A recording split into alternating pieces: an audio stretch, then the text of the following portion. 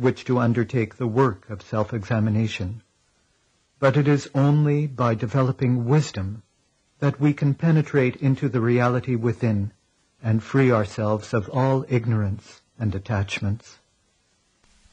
The Art of Living by William Hart is continued on Disc 3. 2 parts of the Noble Eightfold Path are included within the training of wisdom: right thought and right understanding. Right thought. It is not necessary for all thoughts to cease in meditation before one begins vipassana bhavana. Thoughts may still persist, but if awareness is sustained from moment to moment, that is sufficient to start the work. Thoughts may remain, but the nature of the thought pattern changes. Aversion and craving have been calmed down by awareness of breathing. The mind has become tranquil, at least at the conscious level, and has begun to think about Dhamma, about the way to emerge from suffering.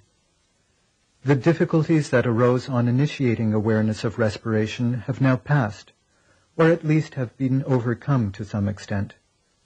One is prepared for the next step, right understanding. It is right understanding that is real wisdom. Thinking about truth is not enough. We must realize truth ourselves. We must see things as they really are, not just as they appear to be. Apparent truth is a reality, but one that we must penetrate in order to experience the ultimate reality of ourselves and eliminate suffering. There are 3 kinds of wisdom: received wisdom, or Suttamaya Panya, intellectual wisdom, or Chintamaya Panya, and experiential wisdom, or Bhavanamaya Panya. The literal meaning of the phrase Suttamaya Panya is heard wisdom, wisdom learned from others, by reading books or listening to sermons or lectures, for example. This is another person's wisdom, which one decides to adopt as one's own. The acceptance may be out of ignorance.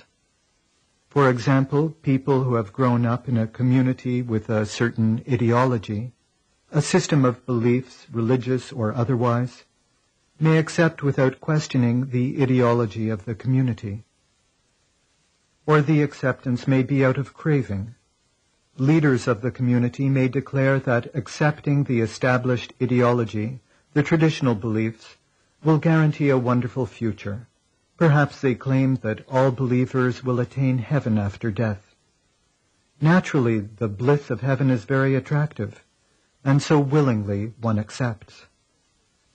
Or the acceptance may be out of fear. Leaders may see that people have doubts and questions about the ideology of the community, so they warn them to conform to the commonly held beliefs, threatening them with terrible punishment in the future if they do not conform, perhaps claiming that all unbelievers will go to hell after death.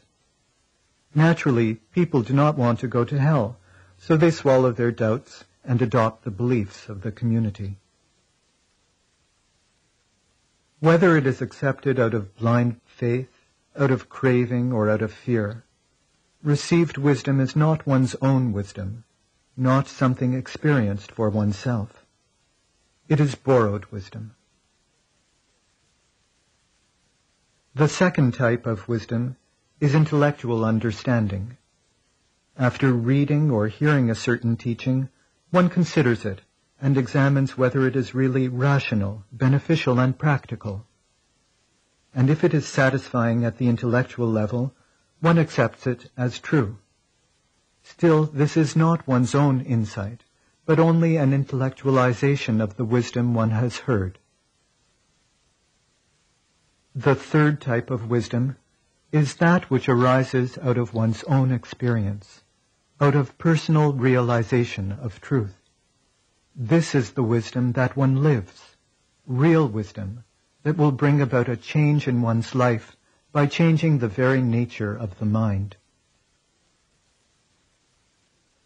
In worldly matters, experiential wisdom may not always be necessary or advisable. It is sufficient to accept the warnings of others that fire is dangerous, or to confirm the fact by deductive reasoning. It is foolhardy to insist on plunging oneself into fire before accepting that it burns. In Dhamma, however, the wisdom that comes of experience is essential, since only this enables us to become free from conditioning.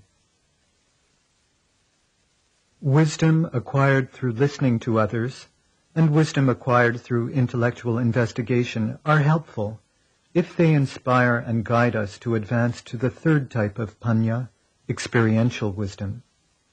But if we remain satisfied simply to accept received wisdom without questioning, it becomes a form of bondage, a barrier to the attainment of experiential understanding.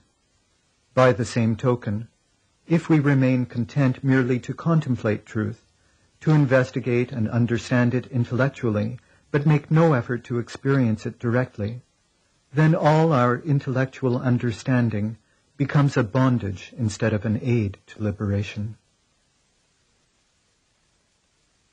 Each one of us must live truth by direct experience, by the practice of bhavana. Only this living experience will liberate the mind.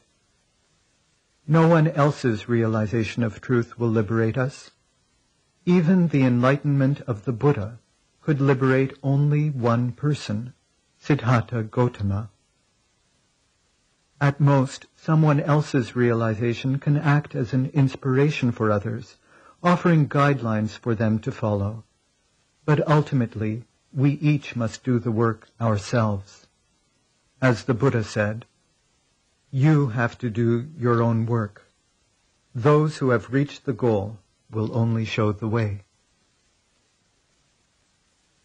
Truth can be lived, can be experienced directly, only within oneself.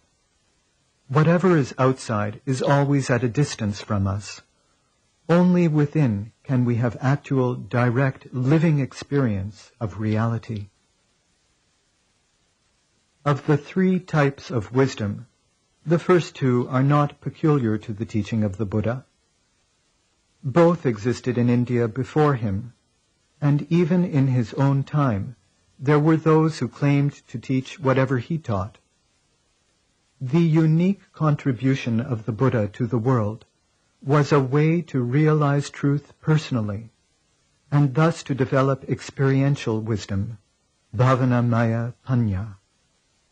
This way to achieve direct realization of truth is the technique of vipassana bhavana.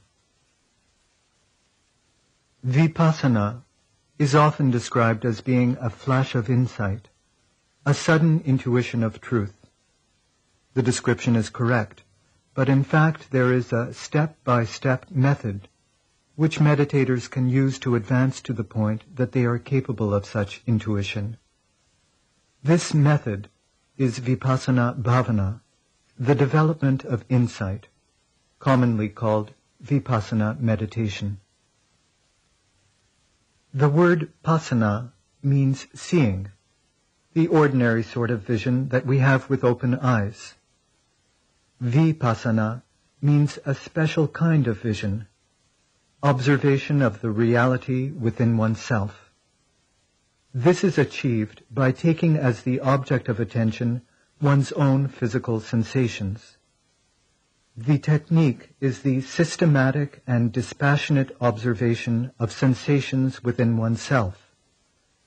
This observation unfolds the entire reality of mind and body. Why sensation? First, because it is by sensations that we experience reality directly.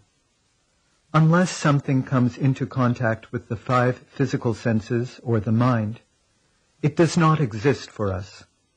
These are the gates through which we encounter the world, the bases for all experience. And whenever anything comes into contact with the six sensory bases, a sensation occurs. The Buddha described the process as follows.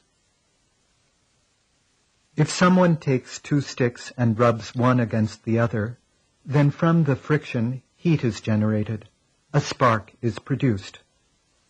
In the same way, as the result of a contact to be experienced as pleasant, a pleasant sensation arises. As the result of a contact to be experienced as unpleasant, an unpleasant sensation arises. As a result of a contact to be experienced as neutral, a neutral sensation arises. The